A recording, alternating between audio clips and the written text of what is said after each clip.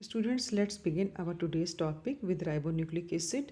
And we all know that RNA usually occurs in nature as long unbranched polymeric molecule which is made up of single chain only. And RNA is a non-hereditary nucleic acid except some viruses. We all know that. And this ribonucleic acid, that means this RNA is a polymer of ribonucleotides and which are made up of uh, pentose sugar, which is of ribose in nature, phosphoric acid, and nitrogenous base. Basically, nitrogenous base are adenine, guanine, cytosine, and uracil. So these are the nitrogenous bases which are present in the RNA. And RNA is mainly found in the cytoplasm and in nucleus also. And inside cytoplasm, it may occur freely or in ribosomes, mitochondria, and chloroplast. That means it is present in cytoplasm as well as these cell organelles also. तो दोनों जगह ये पाए जाते हैं. And और क्या special बात है आरएनए की कि जो आरएनएज होते हैं they are not of one kind. ये तीन तरह के होते हैं. तो on the basis of molecular size and functions three type of RNAs have been recognized so far. So we are going to study in today's topic these different kinds of RNA. A little bit introductory part I think, क्योंकि बहुत detail में तो नहीं है, तो introductory थोड़ा सा हम आज स्टडी करेंगे. तो first we are going to study about the messenger RNA, और you can say mRNA, that is mRNA, or you can call them messenger RNA. You can also call them nuclear RNA. So these are the various names by which you can call them. But basically these messenger RNAs are single stranded, or you can say it is linear molecule, and it synthesizes inside the nucleus from DNA. As we all know कि सारे RNAs तो DNA से बनते हैं और nucleus के अंदर बनते हैं. So gets genetic information from DNA. And total 10% of total RNA, जितना भी RNA है कंटेंट, उसका केवल 10% RNA जो है वो मैसेंजर RNA होता है.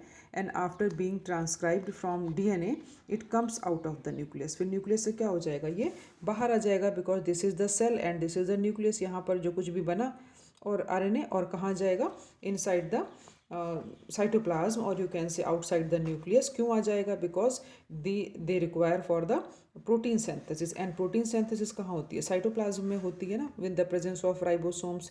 तो that's why it comes out from the nucleus into the cytoplasm. And it occurs in different size and have different molecular weight. अलग अलग molecular weight भी इसका हो सकता है. So there are specific messenger RNA for each polypeptide. This is the special thing about the messenger RNA, that there are specific messenger RNA. बहुत अलग अलग मैसेंजर RNA होते हैं हर पॉलीपेप्टाइड के लिए. And messenger RNA is also known as heterogeneous nuclear RNA. What you call them? Heterogeneous nuclear RNA. You can also call them.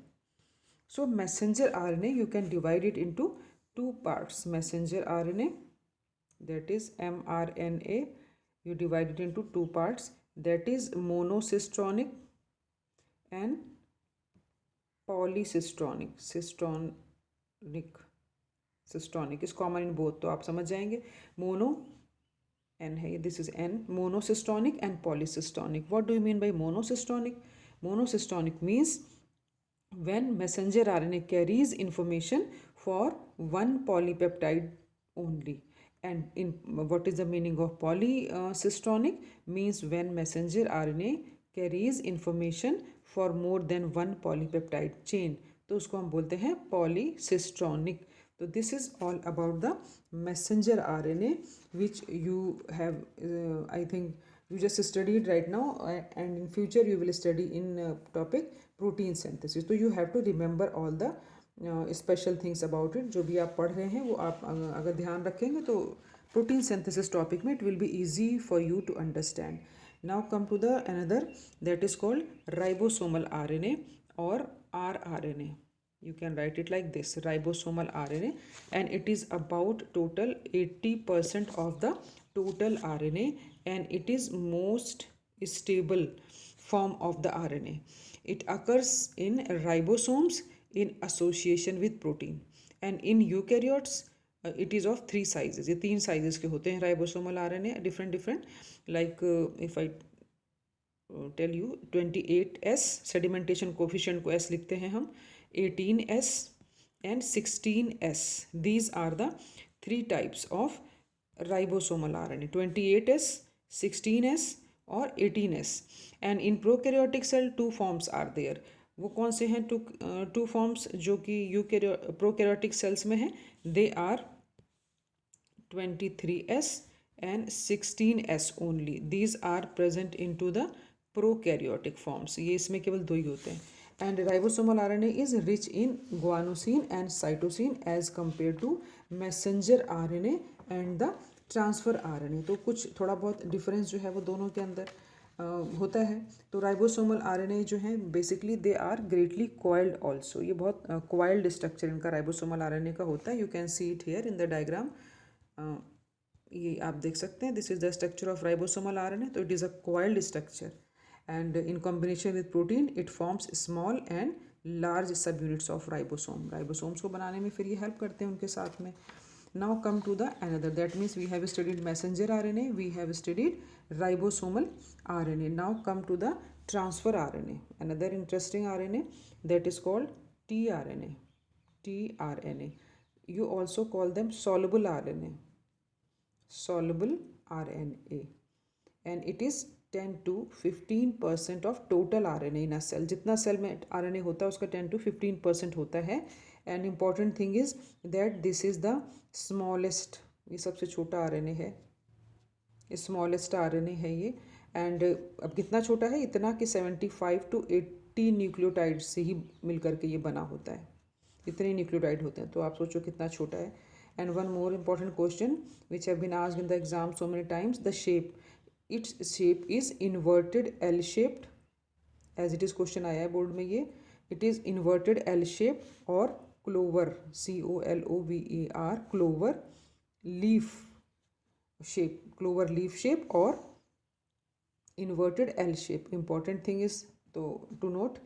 And there are 4 sites of transfer RNA having different function. What are the 4 sites? You can see in this diagram which is given here, and also it is given very clear in this diagram also. यहाँ पर भी आप इसको देख सकते हैं.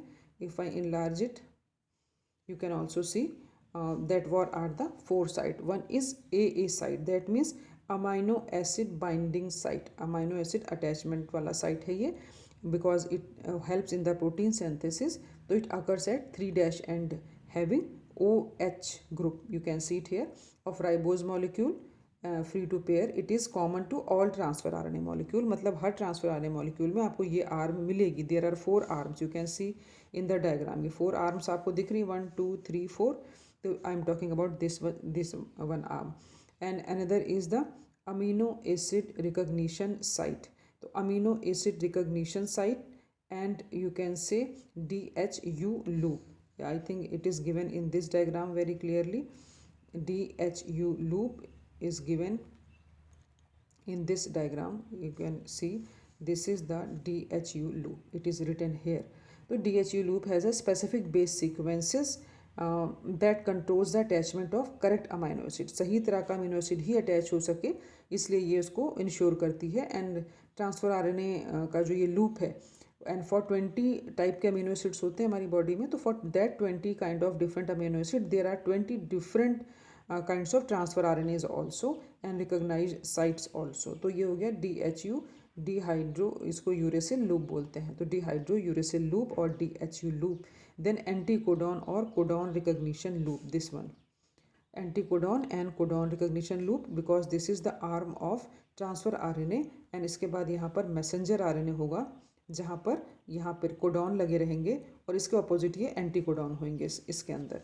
तो anticodon site जो है, ये वाली साइट जो है, it has 3 anticodons, that means bases whose sequence is complementary with a codon on messenger RNA. As I told you कि यहाँ पर तो होते हैं एंटीकोडॉन, ये यहाँ पर ये एंटीकोडॉन होते हैं, और यहाँ पर ये जो है मैसेंजर आरएनए है जो मैं बनाया नीचे, दिस इज़ कोडॉन्स। तो ये इनके कॉम्प्लीमेंट्री होते हैं। अगर यहाँ पर ए है तो यहाँ पर यू आएगा, यहाँ पर जी है तो सी आएगा, इस तरीके से ये होते हैं। तो they have complementary and the binding of codon and anticodon is antiparallel as we all know. And then ribosome recognition site, and ribosome recognition site, that means this site.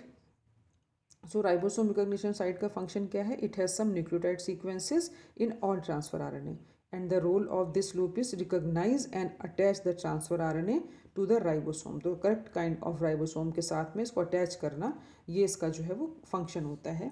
And we all know that transfer RNA is also known as adapter molecule. In beginning we have studied that it is known as adapter, it is known as catalytic molecule, ये सब हमने पढ़ा था. तो why we call you catalytic molecule, why you call it adapter molecule? तो adapter means it performs so many functions. तो transfer RNA is highly significant as an adapter molecule because it recognizes the amino acids. आप देखो कितने सारे काम कर रहे हैं. जैसे इलेक्ट्रिसिटी के स्विच में आपके अडेप्टर होते हैं तो बहुत सारे आप उसके अंदर प्लग्स लगाते हैं.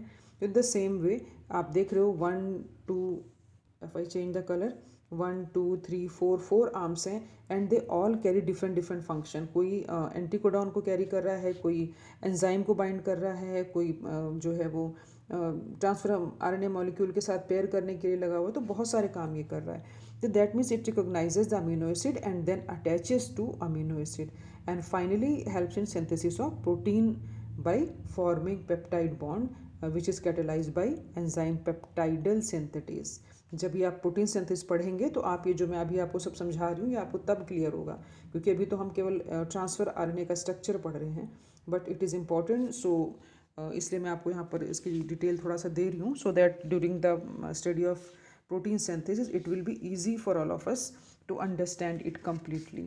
सो ट्रांसफ़र आरएनए के लिए इंपॉर्टेंट चीज़ें हैं जो 1 मार्क्स क्वेश्चंस में आती हैं. आई have told you again, I am going to tell you that it is clover leaf shape, inverted L shape, it is smallest, and it is of many type. That means each type carries a specific amino acid. 20 type के amino acids हैं, तो 20 type के ये transfer RNA होंगे, और हर एक transfer RNA अपने specific amino acids को पकड़ करके वो राइबोसोम्स के पास ले जाएगा for the protein synthesis. So that means these specific amino acids from the amino acid pool to messenger RNA on ribosome to form the polypeptide chain.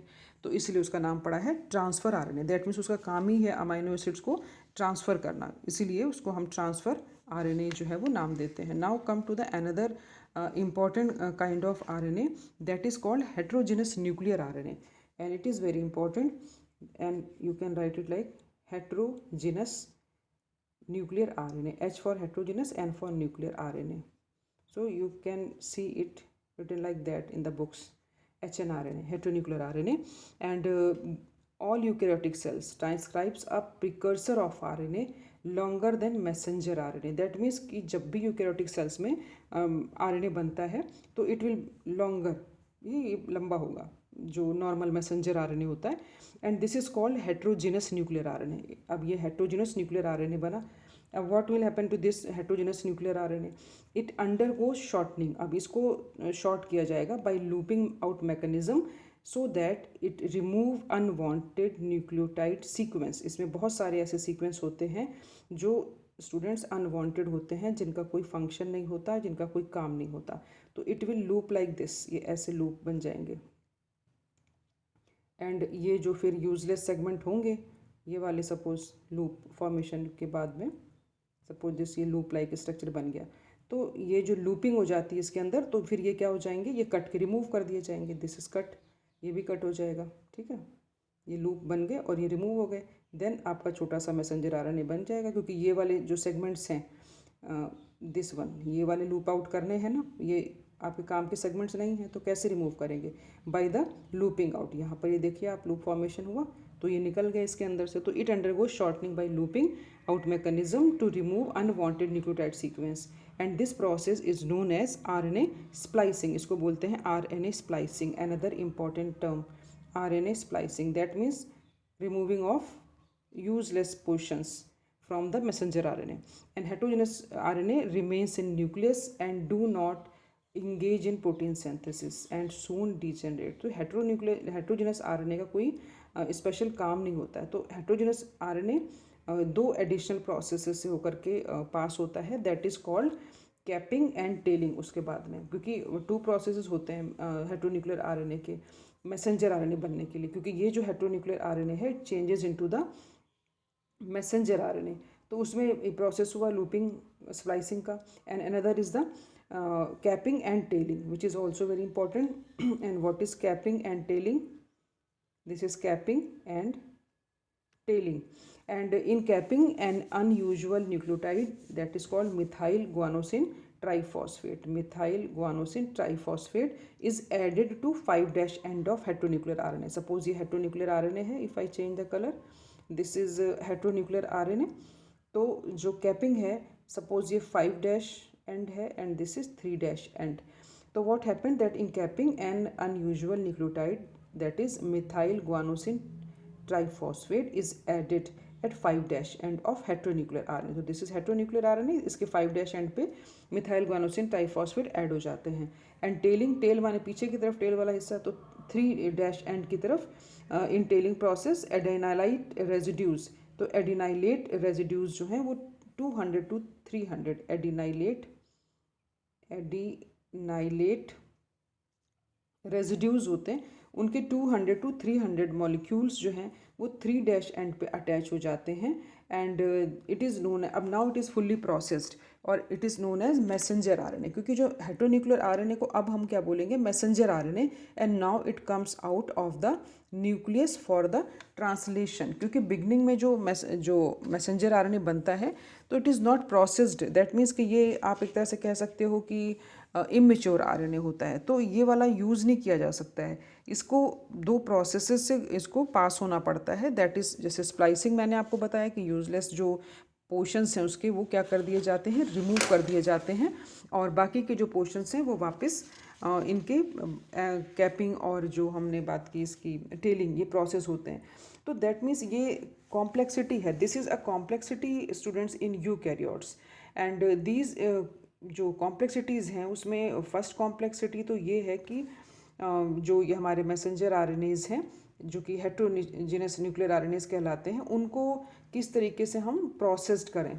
तो primary transcript जो निकल कर आए, प्राइमरी ट्रांसक्रिप्ट का मतलब होता है सबसे पहले जो मैसेंजर आरएनए बन करके आया, जैसे ही डीएनए से मैसेंजर आरएनए सपोज ये बन करके आया, तो it has both kind of segments, exons भी और एंट्रॉन्स भी। सपोज लो ये एक्सॉन्स हैं और जो पिंक रह गए वो एंट्रॉन्स हो गया। तो दीज आर एक्सॉन्स एंट्रॉन्स, जिसको मैं अभी बता रही थी आपको कि जो वर्किंग सेगमेंट्स हैं एंड नॉन वर्किंग सेगमेंट्स हैं, तो they have exon, they have introns. तो ये सारे नॉन फंक्शनल एंड फंक्शनल दोनों ही होते हैं।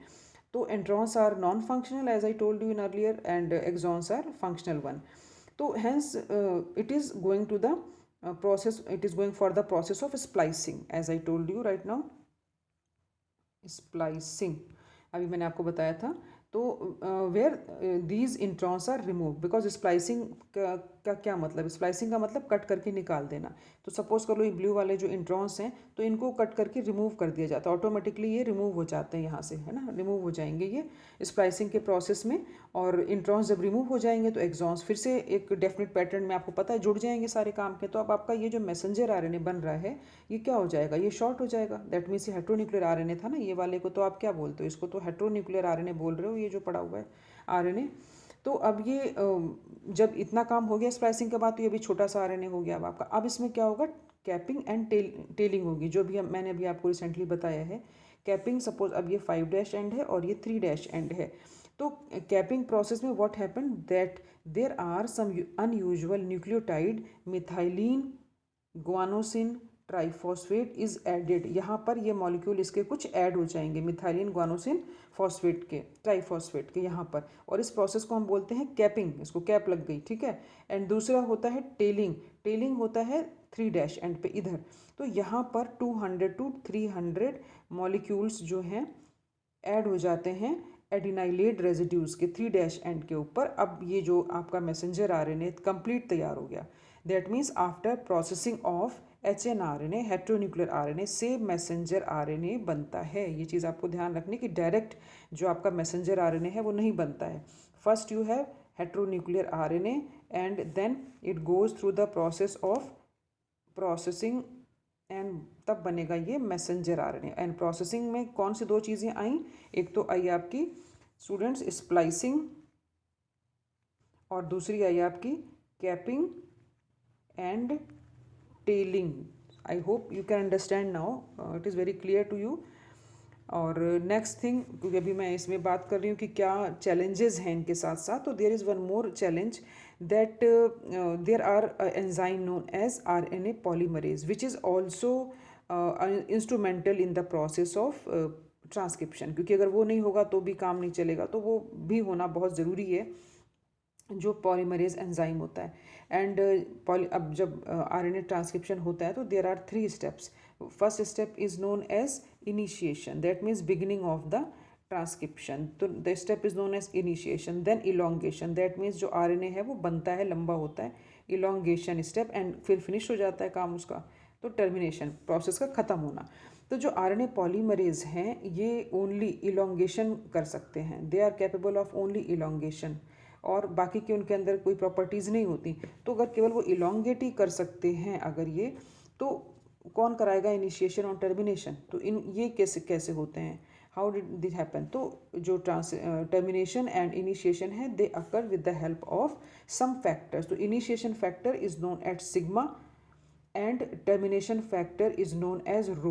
So that means along with this polymerase enzyme which we are talking about, which is essential for this reaction, this polymerase enzyme, when it attaches with the sigma factor, then initiation starts, that means transcription शुरू हो जाता है। And जब polymerase जो है वो add हो जाता है रो फैक्टर के साथ में, which you can write like this, तब क्या हो जाता है, टर्मिनेशन हो जाता है ऑटोमेटिकली इसके अंदर। And in bacteria messenger RNA does not require any processing so to become active, that means, क्योंकि हमने अभी तो पढ़ा मैसेंजर आरएनए को हम प्रोसेस्ड करते हैं only then it will become active, tailing capping करने के बाद। तो जो बैक्टीरिया हैं उसके अंदर ये सब प्रॉब्लम नहीं होता, उनके अंदर आपको स्प्लाइसिंग, टेलिंग, कैपिंग ये सब कुछ करने की रिक्वायरमेंट नहीं है। तो because in bacteria messenger RNA does not require any kind of processing to become active, so there is no, मतलब you can say demarcation proper कि पहले ये ट्रांसक्रिप्शन होगा फिर ही ट्रांसलेशन होगा।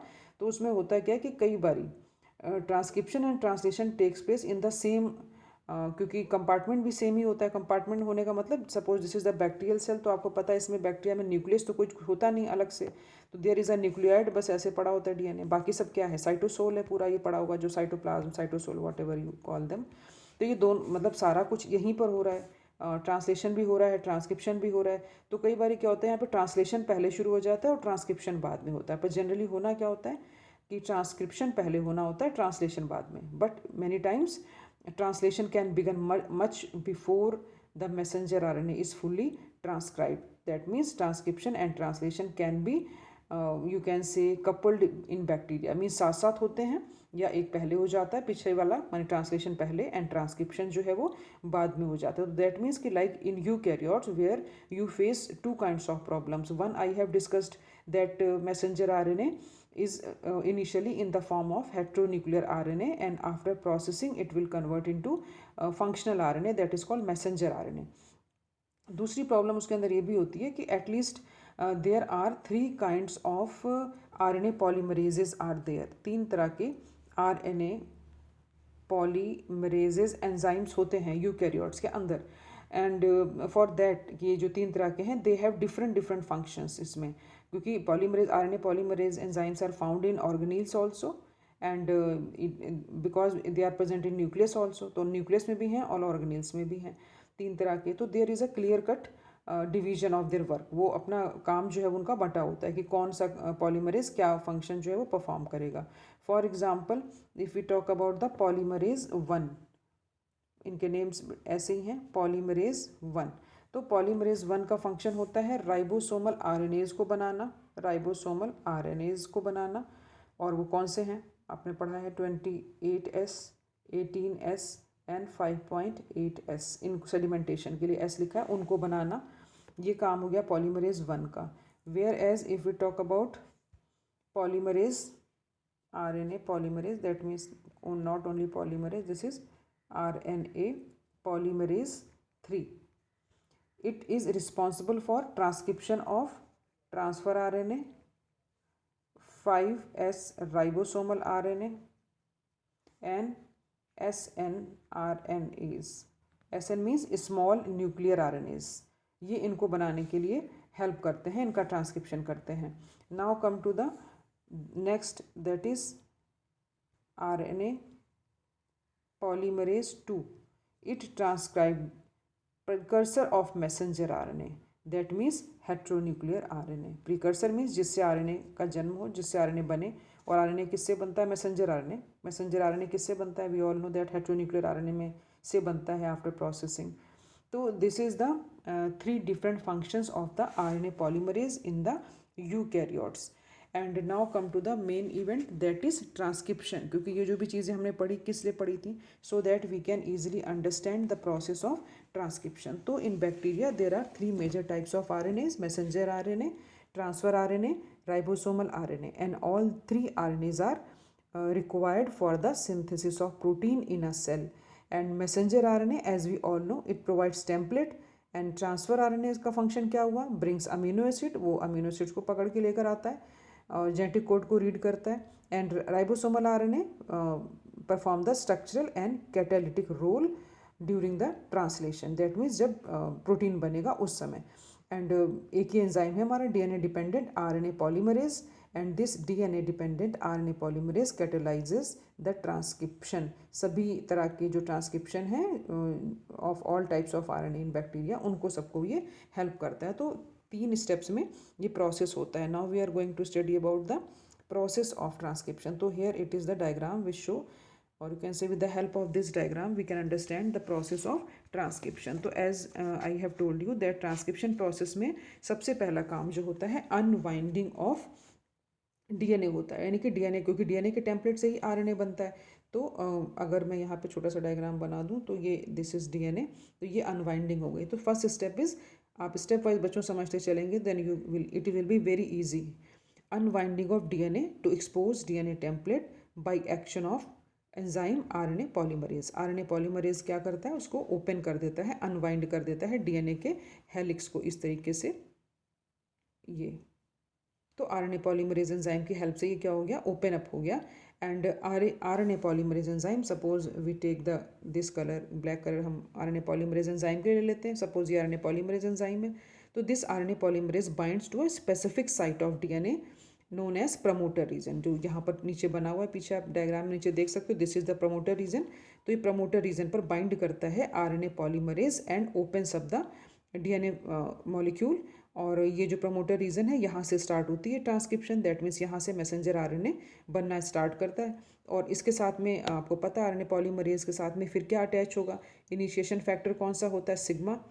तो यहाँ पर अटैच हो जाएगा आपका सिग्मा एंजाइम के साथ, RNA पॉलीमरेज एंजाइम के साथ. तो RNA polymerise enzyme, polymerase enzyme plus sigma factor, and in process starts. तो base sequence of DNA will decide the sequence of base of RNA. तो आपको पता है कि ये बेस सीक्वेंस इसमें कौन से हैं DNA थ्रेड में, ये जो है वो डिटरमाइन करेंगे कि जो RNA है आपका वो कैसा बनेगा और उसके अंदर क्या जो है वो सीक्वेंसेस आएंगे. क्योंकि यहाँ पर सीक्वेंसेस आपको पता है लगे होते हैं ये सारे, ATG ऐसे करके C, ये सारे लगे होंगे इसके अंदर. तो इनके साथ साथ जो पॉलीमराइजेशन है वो होना स्टार्ट होने होगा जब RNA स्टार्ट होगा बनना यहाँ पे. And therefore the genetic information of DNA हम कहते हैं कि RNA में चली जाती है, क्योंकि इसके जैसे ही बनेगा. तो now transcription of RNA starts here. तो as the process of RNA transcription moves along DNA stand, DNA keeps on unwinding. तो जैसे जैसे ये RNA पॉलीमरेज जो हमारा यहाँ पर है, ये मूव करेगा, ये एक ही जगह पर यहाँ पे रुका नहीं रहेगा, ये मूव करता चलेगा पूरे में. तो जहाँ जहाँ पर, जैसे यहाँ पर आया फिर यहाँ पर आया, तो ये क्या होता चला जाता है? ये ओपन अप होते चले जाएंगे, ये खुलते चले जाएंगे. तो यहाँ पर फिर उनके साथ साथ कॉम्प्लीमेंट्री जो है वो बनते चले जाएंगे. Suppose this is the DNA, तो इसके साथ साथ कॉम्प्लीमेंट्री इसका RNA स्टैंड जो है वो साथ साथ बनना स्टार्ट हो जाएगा हमारा. तो A के साथ में U, T इस तरह से करते हुए, G के साथ में C, C के साथ में G, ऐसे करके वो आता चला जाएगा.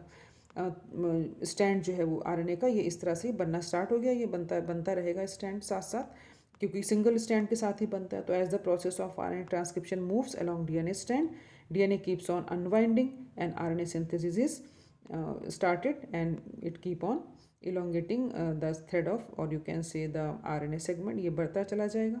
And at the point where RNA polymerase fall, suppose ये यहाँ तक आ गया, बिल्कुल किनारे तक आता चला गया, ये ओपन होता चला गया, तो यहाँ से निकल के RNA पॉलीमरेज बाहर आ जाएगा.